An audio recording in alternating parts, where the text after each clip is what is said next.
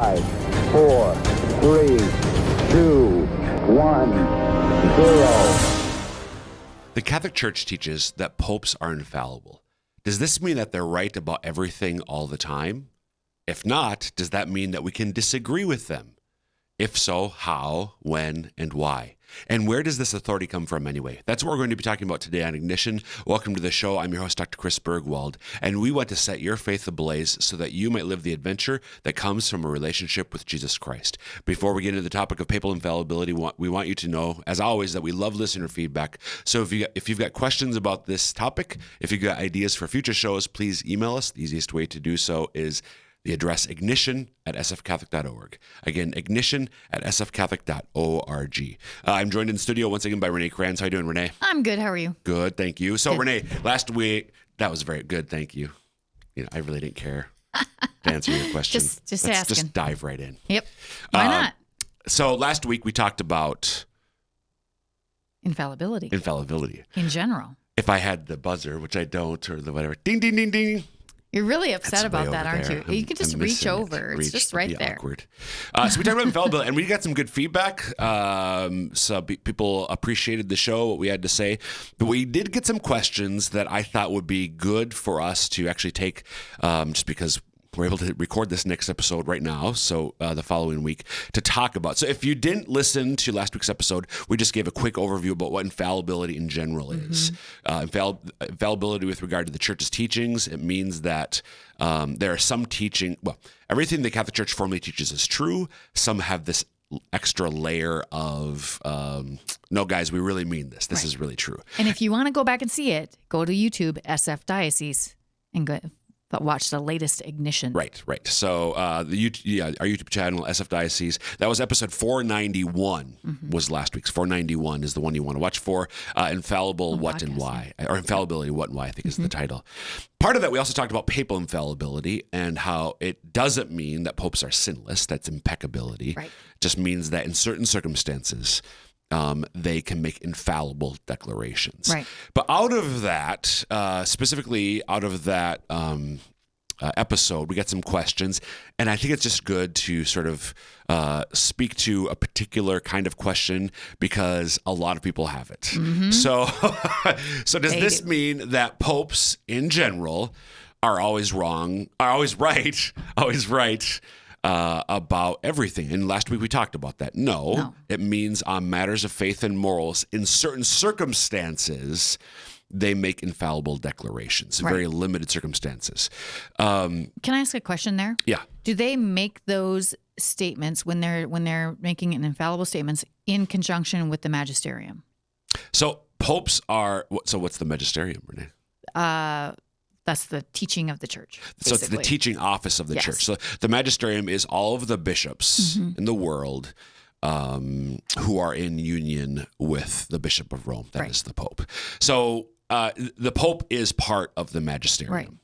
So when he makes the technical term ex cathedra, when he makes an ex cathedra statement, that's what Pius IX did in 1850 with 1854 with Mary's Immaculate Conception, and Pius XII did in 1950 with her Assumption. Right. They defined ex cathedra that these are true. They're infallible statements. They use their full authority as the Pope, a matter of faith and morals, making clear this is an authoritative, infallible teaching. I'm making this ex cathedra from my chair. From the chair of Peter. The chair of Peter, my full authority as the Bishop of Rome, as Pope. Did that answer your question? Yeah. Okay. So the question, though, that arises out of this, does this mean that everything the Pope always says is right? No, we already addressed that. Okay, so if not everything the Pope says is always an ex cathedra statement, is always infallible, we said last week, but everything the church teaches is true. Does that mean that everything the Pope says is true? And that's where it gets a little bit trickier. A little sticky. And let's just be really honest and clear. There are a lot of people who have, over the course of the last 8 years nearly, I think, with Pope Francis. Some of the statements that he'll make, whether it's people always on the plane interview or whatever, that tends Seems to like be he makes a lot of comments on a plane. right.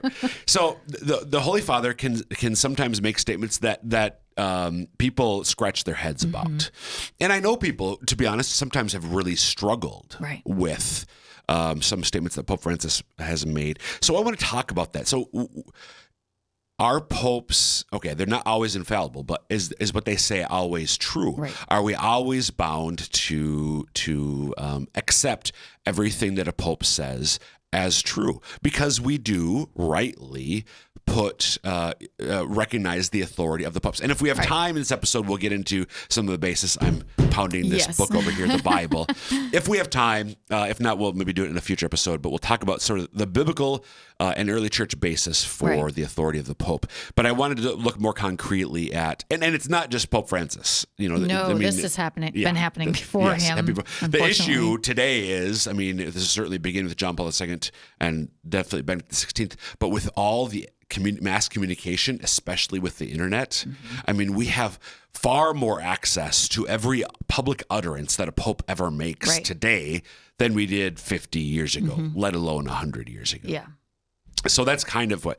So certainly the questions arise with Pope Francis, but they're not new to Pope Francis. But because he's our Pope right now, we're going to sort of use him as our example. Yeah, believe it or not, as much as we all love St. John Paul II, there was people who even questioned some things that he said. Absolutely. You can't be Pope that long and not have people be like, wait a second, Pope, what is that? Well, there were things that Benedict said who was so clear in both thinking and thought, and not saying anything about JP2 or Francis that way in opposition or difference. But Benedict was definitely very clear in thought and expression. And there were things that caused controversy about him as well. Yeah, for sure. Okay, so we're going to, again, kind of using Pope Francis just because he's our current Pope and because that's where some of the questions arise. So I think let's just go to the basics first. So first of all, Pope is not always infallible. Is he always teaching in everything he says authoritatively? To me, is the next big question. Right. No. Is that your answer to the question? That's my answer, yeah. And the answer is no. Sometimes he's just commenting to a question that a reporter is asking, and I don't know if you're going to get into this, but we have to also be careful about the media. Sure. So we can talk about that at some point. We'll talk about. So you're the journalist person. So why don't we can take the time now to talk about that. Well, over the last 20, 30 years, we've become more polarized as a society politically, and that has unfortunately touched our media as well and seeped into that. Media is supposed to be unbiased and supposed to be just telling us the facts. That it really isn't happening for the most part anymore. There's a lot of bias that's happening in a lot of media. Sure. So you have to really be careful about where you're getting your sources, and pay very close attention to the words they're using when they're reporting something, because certain words indicate bias, one side or the other, because it can come from both sides. I'm not picking on one side here at all. Yep. It can absolutely come from both sides. We have to be very careful to really pay attention to words that can be biased or indicate a bias, especially if they're trying to box the Pope into a political party or a political side. He's very rarely thinking about that, especially as Americans think, because he's not American. He's not an American. And he's not an American. He's not a politician or an American politician. Right.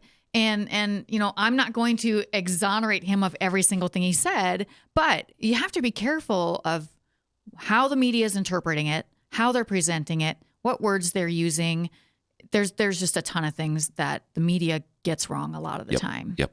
So I think the takeaway for me with that is, if you come across something in the media that the Holy Father said this, Pope Francis said that, the Pope said that, and it really causes you to wonder or question something, find what he actually said, because because this is where the internet is a good thing. Right. It works in our in our favor, you can almost always find an English translation of what he actually said. Usually on the Vatican website somewhere, they'll have something like that, or a Vatican newspaper or something like that. Or it might be a Catholic news source, not the Vatican, but other Catholic journalism outlets that have given the full.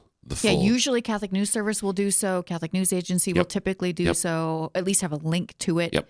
So I would, absolutely go to original sources because that's the only way you're going to know for sure. And it might be difficult to interpret sometimes. So let's, and when you had talked about this, so you had said you wanted to make sure that people keep them. And I agree. But let's go beyond that because there are definitely times when you do that and you read what he says in context and it's still confusing. Yes. Wait, or it is indeed what the media said it was. And exactly. You're like, what's going on here right now? So this is where, is a pope always authoritative? Going back to the question I asked earlier, and you answered it. Is a pope always authoritative when he speaks? He's not always infallible, but is he always authoritative? Because there is a distinction. Is everything that he says, maybe it's not always infallibly true, but is it true? True. Not necessarily. Right. So again, so church authorities, the nature of their authority is relevant particularly to matters of faith and morals, church doctrine. When we're talking about economic matters, political matters, ecological matters, medical matters, so our faith does, I want to be very, very clear here, our faith impacts those areas. And sometimes there are principles the church has about those areas that are relevant. Okay, so we're called to be good stewards of God's creation. Right. That's a truth. That's a doctrine. Right. Okay. Now, what is it? The issue oftentimes becomes some of these things when it's a matter of, okay, I want to live this teaching out. Good Catholics can have different thoughts on what it means to live out the church's teaching. Right. So good stewards of God's creation, you can have some people who will live out in one way. I'm just going to use a term, but tree hugger kind of way. You can be a Catholic. You can be a Catholic tree hugger, right? You sure can. But you can also be somebody who takes that teaching seriously, but probably wouldn't be described as a quote unquote tree hugger. Right.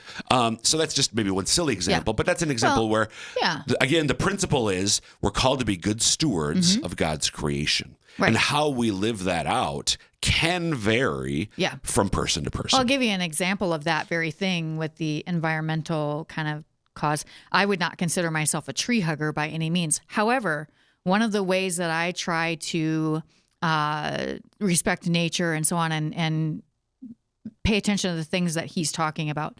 When I grow my own garden, I use no chemicals. I use only heirloom seeds as much as I possibly can. Different things like that, but no chemicals, no Miracle Grow, no nothing, only natural things.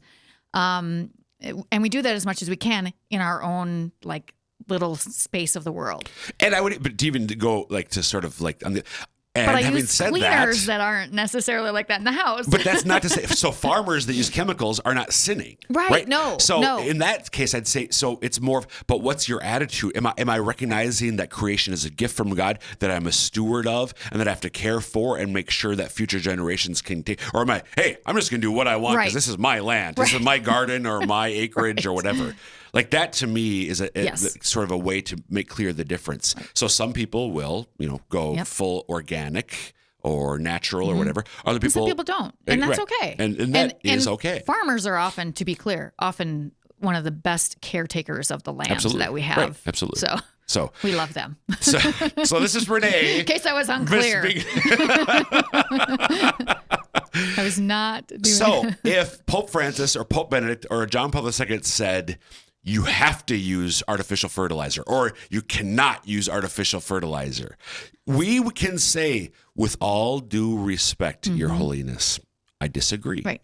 Not really your purview. No. Now, you do have the authority to teach the principle. Sure. Yes. And maybe and then beyond that, you as a human being, as somebody hopefully well thinking and so on, can make a good case for why you think that we all should or shouldn't use artificial fertilizers, chemicals, whatever. But his proper authority, any bishop for that matter, but certainly, especially the Pope, does not go beyond just stating what the principle is. Here's the thing, though. I want to make it very clear about this. So we should. So that's an instance where I can disagree with the Pope. I'm going to go even further, actually, before respectful disagreement I want to come back to. But I would say even further, popes are able to have personal opinions even on properly theological topics. Right. And those personal opinions, even if they're spoken publicly, can be wrong. Right. Doesn't mean they necessarily are wrong, It has obviously. happened. It has happened in history, and I mean centuries ago, where popes have had personal, quote unquote, private, by private, we mean non-official, unofficial, personal, unofficial theological views that are not correct, that are not true. Right. So we are therefore permitted to disagree with the Pope in those instances. Right. So what's really important, so there's a matter of how, can I disagree with the Pope? Yes. How I disagree with the Pope is important. We're going to talk about that. And then, okay, so when exactly can the Pope be wrong? Or how do I tell the difference? Right. Those are a couple questions I wanted to address. But if you're just tuning in, welcome to Ignition. I'm your host, Dr. Chris Bergwald, talking today with Renae Kranz about papal infallibility, what it means, what it doesn't mean, but even more, like, are the popes always right? And if not, how do we know? And how do we treat them, if you will, in those instances? Respond? How do we respond? Yeah. So, a pope, so as a matter of doctrine, a pope can have, again, a certain theological teaching that he holds personally. He doesn't officially teach it. He might express it in public, but it's just his theological opinion, and you and I are okay to disagree with it. Okay, how do you know the difference? And this is where it's okay. Is he usually, if it's a written teaching document, that's authoritative, right? We need to pay attention, especially in the kind of, so you have to pay attention to the kinds of documents that the Pope is it a written document or is it just an off the cuff statement? Right. So there have been, excuse me, in the last 30, maybe, 30-ish years, John Paul II started doing it, and then Benedict did, and Francis has, giving interviews, and sometimes they're in written form, but sometimes they're live. An interview typically is not going to be the forum in which a pope is going to give an authoritative teaching. Could he? Yes. But he probably not going to. Yeah. So if it's an interview, this is just a general rule of thumb. It's not an absolute principle. But my general rule of thumb is if it's an interview, it's probably not intended to be an authoritative teaching. Right. Okay. If it's a written teaching document, by definition, that is more authoritative. So look at the context. Okay. When you say a written teaching document, that would be like an encyclical. An encyclical in particular, constitutions and so on. Okay. So that's one thing. So if a pope is making an off-the-cuff statement, I can disagree with him. There is also another. If the pope is making a pastoral judgment about how to apply church teaching, even within the church, I could. Again, how I disagree is one thing, but I could disagree with him. But I'm still bound. But I still need to obey. So this is not where it's a matter of what I believe is true, but what we're supposed to do. So let's say Pope Benedict decided that the people who live on my street need to go to. So I belong to St. Lambert's Parish. What if he said that everybody who lives on the street that I live on needs to go Holy Spirit Parish instead? Okay, that's not a matter of authoritative teaching. I can disagree with the Pope. Right. Or how about, and maybe this is a dumb one, but this is, or all churches have to remove their pews and everyone has to stand for Mass. Yeah. So that's where I can. A church could be like, right. I could. Okay, but what do I do though? So this gets into the how do we disagree with him? So if he's asking me to do something, and it's not a matter of faith or morals, even if I respectfully disagree with him. So this is not a matter of truth or falsity. Right. This is how we're supposed to do something. If it's not a matter of faith and morals, but he's asking for something, then we should give him respect and obedience. So if it's something he does have proper authority of, so asking the city to remove all the stoplights on the streets is not his proper authority. But if a instance. church asks, if he churches get rid of your pews, we're going to stand. Like, okay. So he does have that authority. And so even though we might disagree, I don't think that's the most prudent thing to do. We should go along. And to be clear, he has not asked for that He has not either. asked for that. But I want to go back to the matter. So I sort of went into that example of where he has authority. What do we do when we disagree with him? He's not saying this is a matter of doctrine. This is a matter of practice. We're called to obedience. And I want to talk about how more in a little bit. But I want to go back to, what if he makes a statement, though, that is a matter of doctrine, not practice?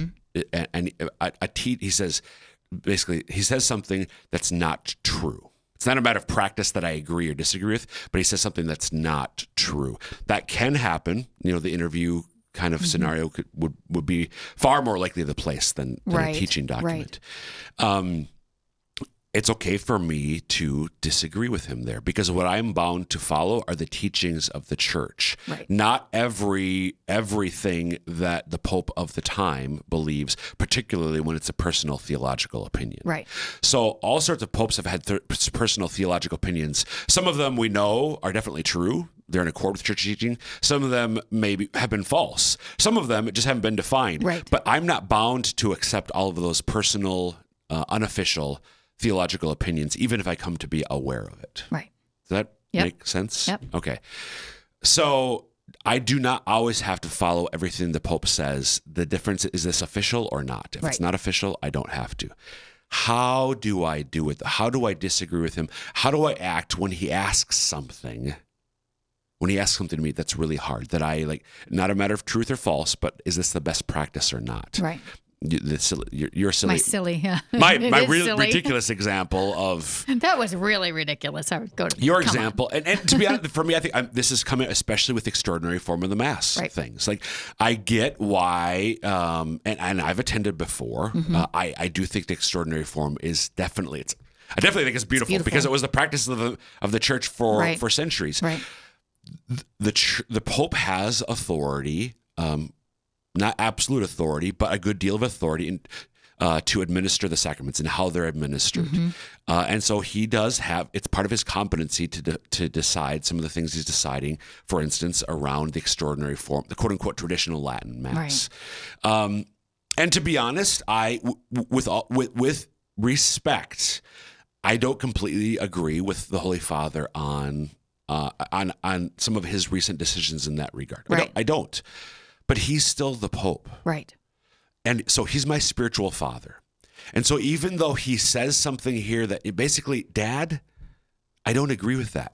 He's still my spiritual father. He's still the one who has authority. So I think I should, like, if I disagree with him, pray.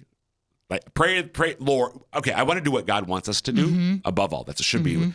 And if I'm really convinced, I think this is the wrong thing, but it's the Pope. So I could pray that he would change his mind. But I think we have to have not just obedience, but respect for our bishops and our popes. And that can be really hard when he makes a decision around a practice in particular that we disagree with. That certainly can be hard when he holds a theological opinion that we disagree with. So using that example where he has a personal theological opinion that's wrong, I'm like, oh, Your Holiness, whether it's Francis or anybody else, but do I recognize him as my spiritual father? My dad, Tom Bergwald, who listens to this podcast. So Hello, Tom. Dad, he called me. So are you saying I'm infallible and impeccable? Sorry, Dad. No, you're neither. Your dad would I told totally him that when he called me last week. So my dad has said things that I disagree with. My dad has, sorry, Dad, said things that aren't true. But I'm supposed to. I think I might get a phone call now from that. You might. Take him off the air, Renae. But I still am called to love and respect my earthly father. Honor your father and your mother. I'm called also to love and respect my spiritual father, so our Pope and our bishops. So whether it's a matter of personal theological view that he says that, like, oh, your holiness. And again, this is not new to Francis, but he's the Pope today. But is my attitude towards him one of love and respect as a son towards his father? Right. When he makes a decision within his competency that I disagree with, and maybe I really disagree with, come Holy Spirit. This is a hard one for me. But I know you've given this authority to my Papa, to my spiritual father. So for us to have, and maybe, whether this does apply to our bishops, it applies to our priests. Maybe we make our views known to that proper authority, right? Whether it's your priest or your bishop, or we're talking here about the Pope.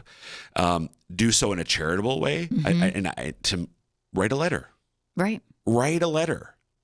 If it's your pastor, call or set up an appointment, but have that attitude of filial love, obedience, and respect towards this man who, in God's divine providence, he has put in some sort of headship authority over you, over us. In the case of Pope Francis, right?